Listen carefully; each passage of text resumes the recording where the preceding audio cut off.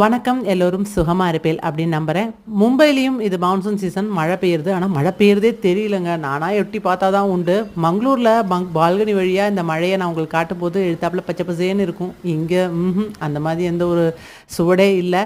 And இன்றைக்கி நான் breakfast பண்ணது வந்து பேசன் கி சீலா தான். என்ன பிரியா, மும்பை போனோன்னா ஒரே ஹிந்தியாக இருக்குது அப்படிங்கிறல, நம்ம கடலை மாவை வச்சு ஊற வைக்காமல் டக்குன்னு பண்ணுற ஒரு ஈஸியான பிரேக்ஃபாஸ்ட். நம்ம சேனலில் இதோட ரெசிபி இருக்குது. தேவைப்பட்டதுன்னா கமெண்ட் பாக்ஸ்லேயும் கமெண்ட் பண்ணுங்கள். இதுக்கு தொட்டுக்கிறதுக்கெலாம் ஒன்றுமே வேண்டாம். ஜம்முன்னு தயிரை தொட்டுண்டே சாப்பிட்லாம். இதுதான் இன்றைய பிரேக்ஃபாஸ்ட்டு. ஏன்னா மாவு தீர்ந்து போச்சு, அதனால் இனிமேல் தான் அரைக்கணும்.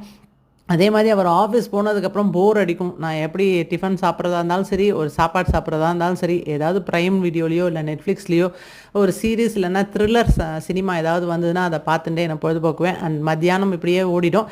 மத்தியானத்துக்கு நான் இன்றைக்கி வந்து ஃபுல்காவும் சென்னா மசாலாவும் தான் பண்ணியிருக்கேன். அதுதான் அவருடைய லஞ்ச் பாக்ஸ் பேக்கிங்க்கும். ஃபுல்கா ஜம்முன்னு வந்தது. ரொம்ப ஆச்சரியமாக இருந்தது எனக்கே. அந்த அளவுக்கு எனக்கு இது முன்னால் ட்ரை பண்ணும்போது வரல.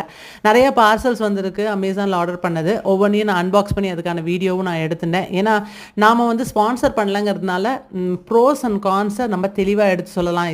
இது வாங்கினா நல்லாயிருக்கும், இதில் இவ்வளோ குறை இருக்குங்கிறத நம்ம தெரியப்படுத்தலாங்கிறதுக்காக தான் இந்த அன்பாக்சிங் வீடியோஸ் நான் போடுறேன். அண்ட் நாளைக்கு சனிக்கிழமை நம்மளுடைய லாங் வீடியோ வரும். இன்றைக்கி லஞ்ச் பாக்ஸ் ரெசிபி தான் நான் வந்து ஷூட் பண்ணின்னு வந்தேன் மங்களூர்லேருந்து. நான் ரொம்ப கஷ்டப்பட்டு இங்கே எடிட் பண்ணியிருக்கேன். ஏன்னா நான் லேப்டாப் எடுத்துன்னு வரல. நாளைக்கு 2:30 மணிக்கு பார்க்க தவறாதீங்க. அடுத்த விலாகில் சந்திக்கிறேன். பாய்.